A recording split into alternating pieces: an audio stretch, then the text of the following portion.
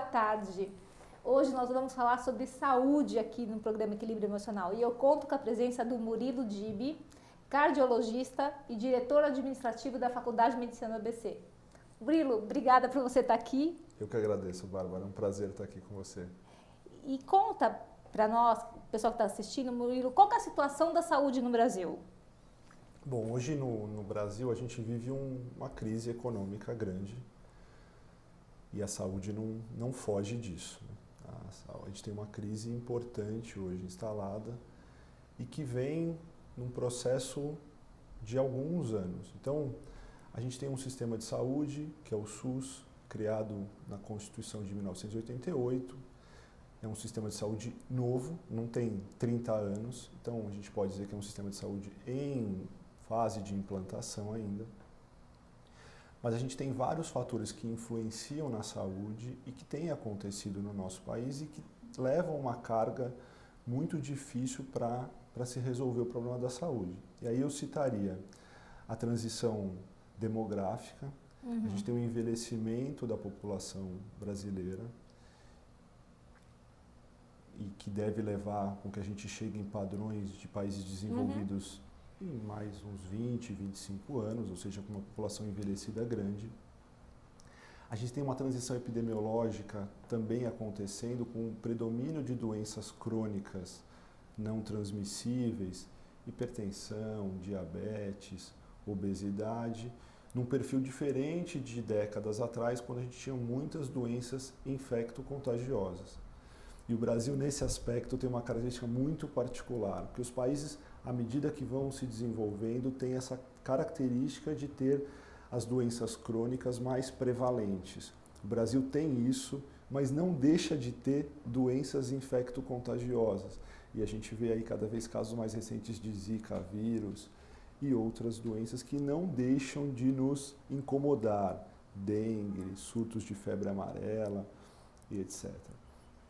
Então, tanto essa transição epidemiológica como a transição demográfica e levam a um perfil de população diferente, mas esses dois perfis, envelhecimento e aumento de doenças crônicas, levam a um uso do sistema de saúde maior. Então, a demanda por saúde dessa população e desse tipo de doença é maior. Isso pressiona o custo da saúde para maior. Não bastasse tudo isso, a gente tem o problema entre aspas, que é a inovação tecnológica. Existe uma pressão grande, existem muitas tecnologias sendo incorporadas na saúde como modo geral. E como o mundo hoje é globalizado e as informações circulam de uma maneira muito rápida, existe uma pressão por absorver essas tecnologias que muitas vezes facilitam o diagnóstico, melhoram tratamentos, aumentam a sobrevida, mas também aumentam o custo do sistema de saúde. Então, esse perfil de pressão de custos, crise econômica, e aí a crise econômica a gente tem grande parte da população que era usuária de sistema suplementar. A gente tinha 1/4 da população coberta pela saúde suplementar. No último ano, mais de 2 milhões de pessoas deixaram de ter acesso à saúde suplementar, ou porque perderam o emprego, ou por outros fatores.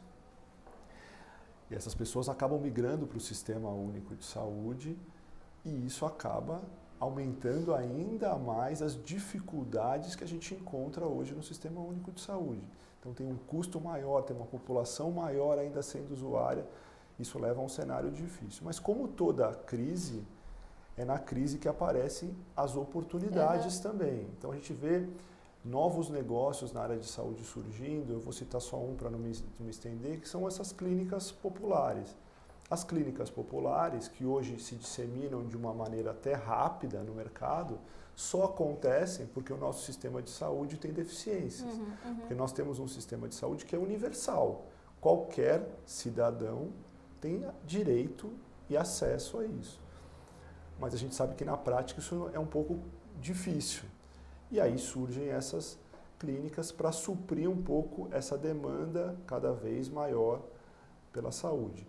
Então, nesse momento de crise, não só econômica, e a saúde é talvez um dos setores que mais sentem isso, é fundamental pensar em novas possibilidades. Aí entra um pouco a questão de fazer gestão com os poucos recursos que a gente tem, que é uma das poucas maneiras de otimizar aquilo que a gente tem, para tentar encontrar soluções num cenário bastante difícil.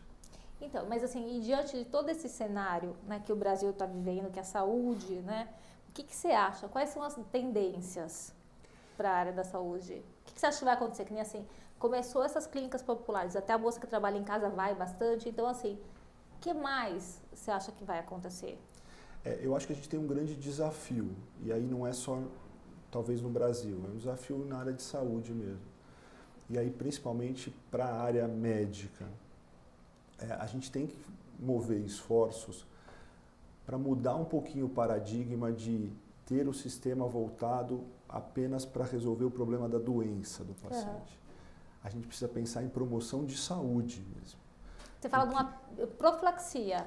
Que é o que todo mundo sempre fala, não, prevenir é sempre melhor do que tratar. Então a gente precisa caminhar num esforço de cuidar do ser humano de uma forma mais ampla. Global. Então, existem muitas coisas acontecendo, né? Existe uma tendência dessa incorporação de novas tecnologias. E tecnologias como essa que podem facilitar. Eu falei, por exemplo, na descrição do cenário da saúde, que a tecnologia em geral promove aumento do custo, né? Mas muitas vezes ela também pode diminuir o custo.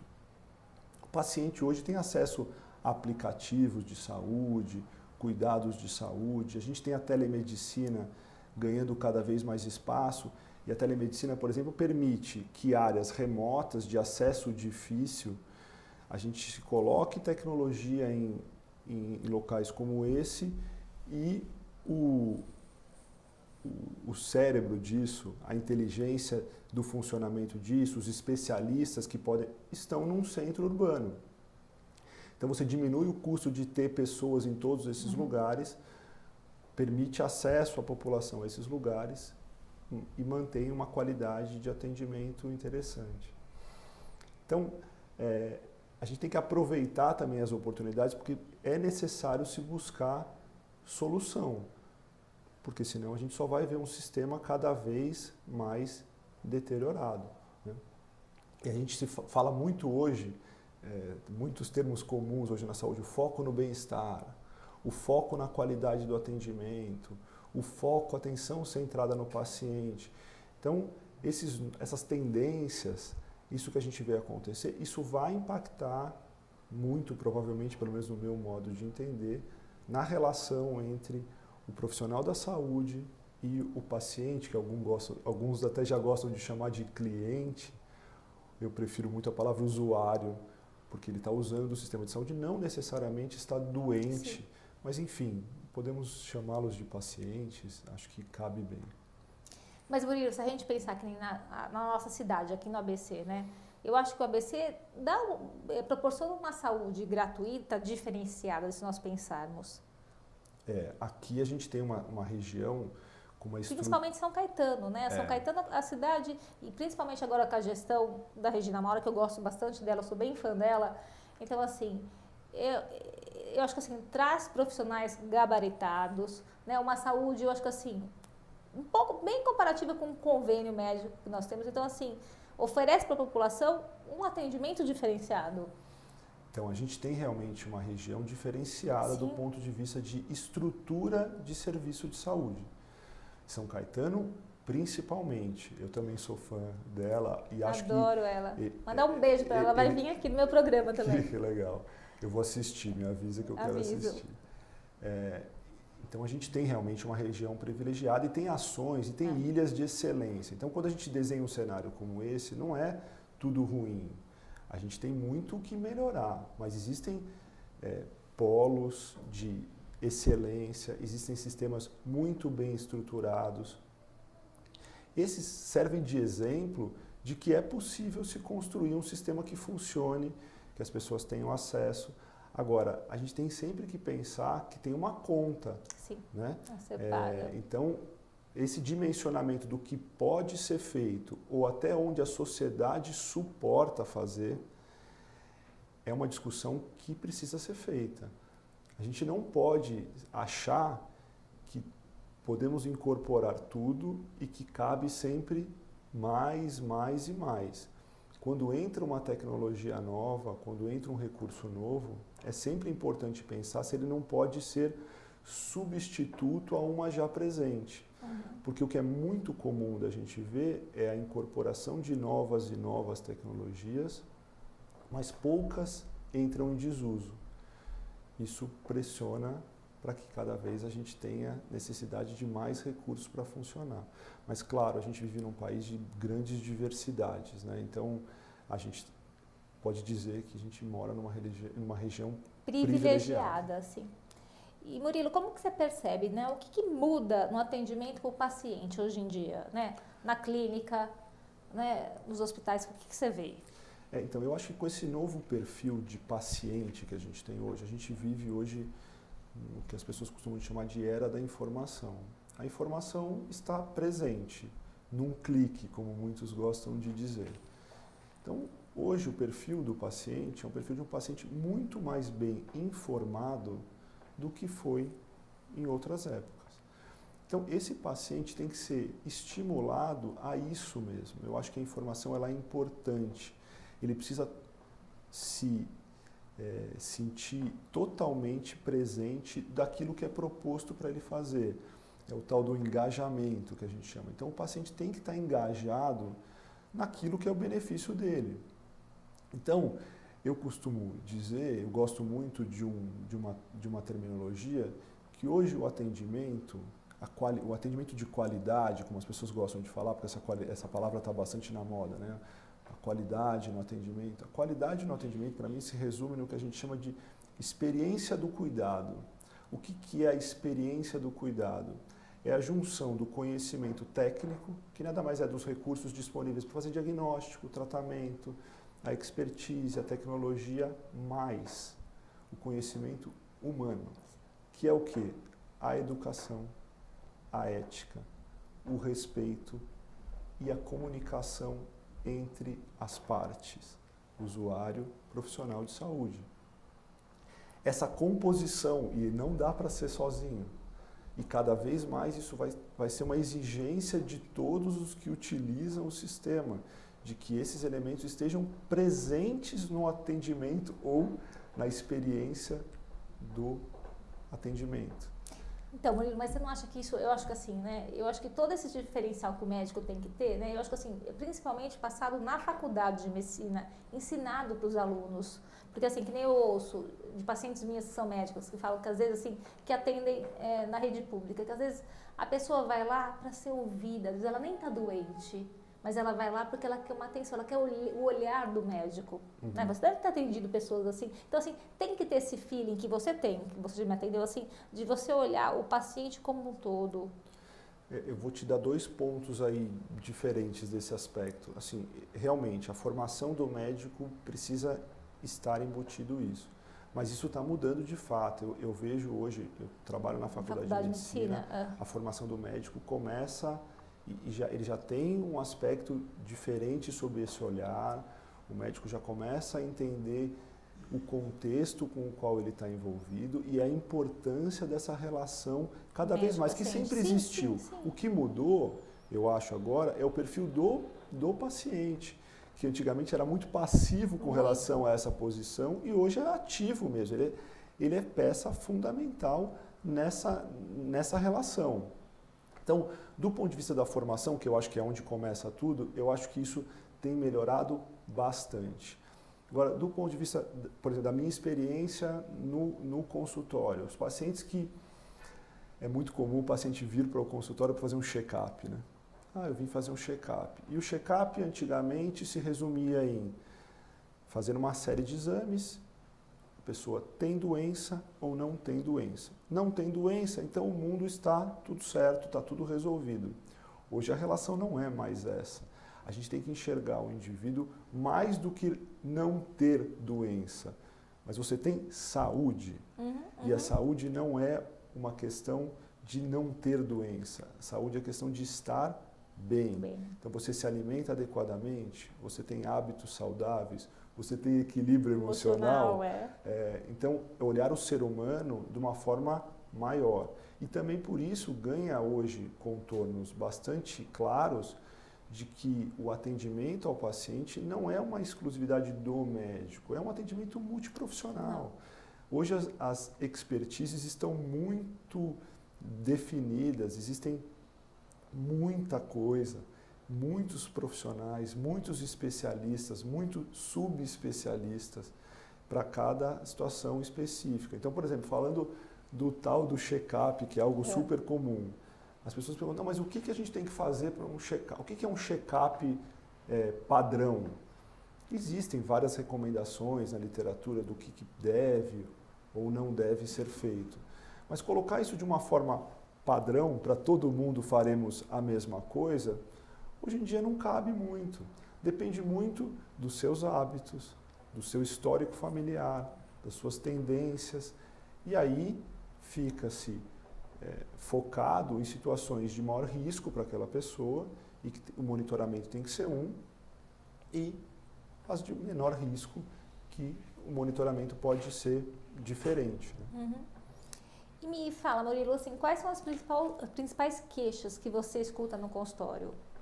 Hoje em dia, pela minha área de atuação na cardiologia, a principal queixa é a hipertensão arterial. Hoje a gente tem hipertensão arterial como uma doença muito prevalente na população brasileira, 30% mais ou menos da população acometida por esse problema. Quando a gente passa da faixa etária aí de 40, 45 anos, essa prevalência aumenta ainda mais. Só que hoje o paciente que tem hipertensão, ele tem hipertensão e outras coisas. Então, e obesidade, por exemplo? Obesidade, por exemplo. Hoje a gente tem a obesidade. Se a gente juntar obesidade mais sobrepeso, a gente tem metade da população brasileira acometida por esse mal. A população está muito obesa, Murilo, muito. Mas por que a população está obesa? Por que a gente tem altas taxas de hipertensão? E aí eu vou juntar diabetes tipo 2 também nisso, que também hoje tem uma prevalência alta e crescente. Porque os hábitos não estão adequados. Então começa na alimentação. Então não adianta olhar para o paciente e falar assim, não, a sua pressão está normal, seus exames de sangue estão normais, mas você olha, a pessoa é sedentária, se alimenta mal, está acima do peso. É uma questão de tempo para ela desenvolver algum problema, ou de doença ou de qualidade de vida. Então, em cima desses aspectos é que a gente precisa ter um olhar muito crítico. E hoje em dia, e aí eu vou juntar um assunto no outro, com as tecnologias disponíveis, a gente consegue ter, e aí depende muito também daquela história que a gente chama de engajamento do paciente, o paciente participando ativamente do acompanhamento do problema de saúde dele. Então a gente tem hoje equipamentos, por exemplo, de pressão arterial, digitais, que o paciente pode fazer uso em casa, com todas as recomendações e os cuidados de se usar equipamentos como esse. E a gente tem equipamentos iguais a esse, já ligados a aplicativos de celular, e que ao paciente medir a sua pressão, o médico já tem a informação daquela medida. Não com uma necessidade de atendimento urgente, olha, precisa tomar uma medida nesse momento. Mas o médico consegue acompanhar juntamente com o paciente e isso minimiza a agudização desses problemas, provavelmente internações desnecessárias por algum descuido. Mas o que o paciente também precisa ter ciência é que ele precisa participar disso. Senão não tem como acontecer. Não adianta receber a melhor orientação possível, o melhor tratamento disponível e achar que isso está resolvido. Então, é cada vez mais um compartilhamento. E por isso que eu acho que muda e tem mudado bastante. Quer dizer, os pacientes que mais participam, entendem qual o problema e qual o risco daquilo que ele tem, são os que a gente tem melhor resultado no tratamento. É que às vezes tem pacientes, né, Murilo, que eu percebo, né, assim, não vou usar essa palavra, um equilíbrio emocional, e assim, aí não consegue seguir o protocolo do médico. Está com hipertensão, está com obesidade, é ansioso, está deprimido, não consegue emagrecer. Às vezes não é que não quer, né, mas alguma situação ou uma condição mais simples de vida, então assim, e não consegue levar adiante. Então a gente vê isso também no cenário brasileiro. Existe bastante isso. Algumas dessas questões, às vezes, estão implicadas com a questão do custo do tratamento. Sim. Hoje, o custo do medicamento, sim, ele é muito alto. Mas algumas vezes também, Bárbara, o que acontece é que a causa do problema não foi bem identificada. E aí trata-se a consequência, porque sim, muitos dos pacientes, por exemplo, que têm hipertensão, às vezes a causa é uma sobrecarga de estresse e que não foi abordada adequadamente. Então, essa história de tratar o indivíduo como um todo, ela é cada vez mais importante, porque senão fica se fatiando o indivíduo em problemas, cada um cuida de uma parte. E aí eu não estou defendendo de que um único profissional de saúde deva cuidar de tudo, mas precisa haver uma integração nesse cuidado. Então, os profissionais que cuidam daquele indivíduo precisam ter alguma fonte de comunicação sobre problemas que precisam ser resolvidos em comum. Isso é cada vez mais necessário, eu acho.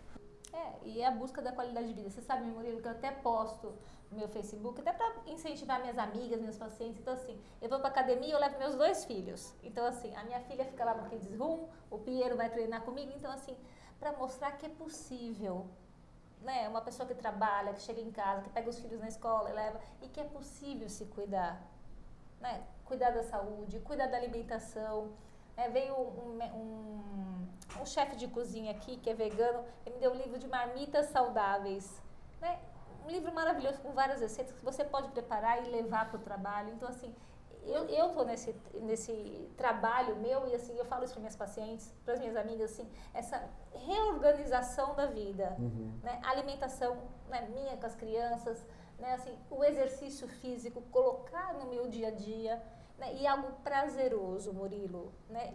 Não como algo obrigatório, porque eu escuto muito assim, né, de colegas, que difícil ir para academia, eu não gosto disso, não gosto de musculação. Então, assim, tentar encontrar um prazer no exercício, né? E colocar no seu dia a dia para mudar, porque assim, eu quero ter um envelhecimento saudável. O grande desafio, e eu acho que aí não é, a gente está falando só de saúde, sim, não, acho que hoje o grande desafio da gente que mora em grandes centros urbanos, a questão da mobilidade difícil, é a gestão do tempo.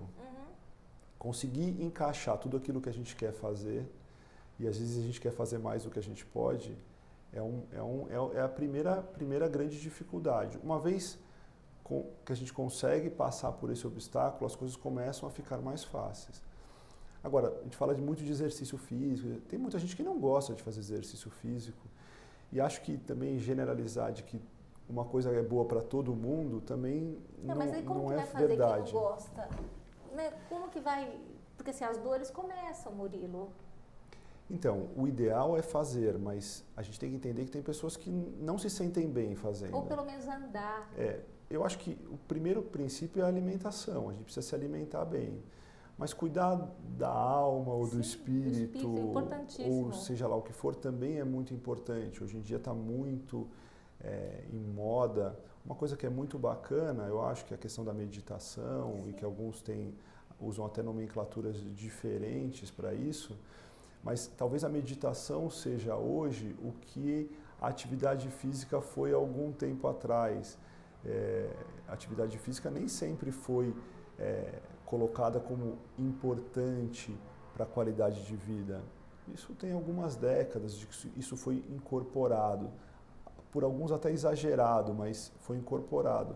A impressão que eu tenho é que a meditação logo vai seguir esse mesmo caminho, porque as pessoas precisam se reequilibrar. E a busca da espiritualidade, qualquer uma que seja. Qualquer uma que seja, é muito importante, porque isso completa o ser humano. Né?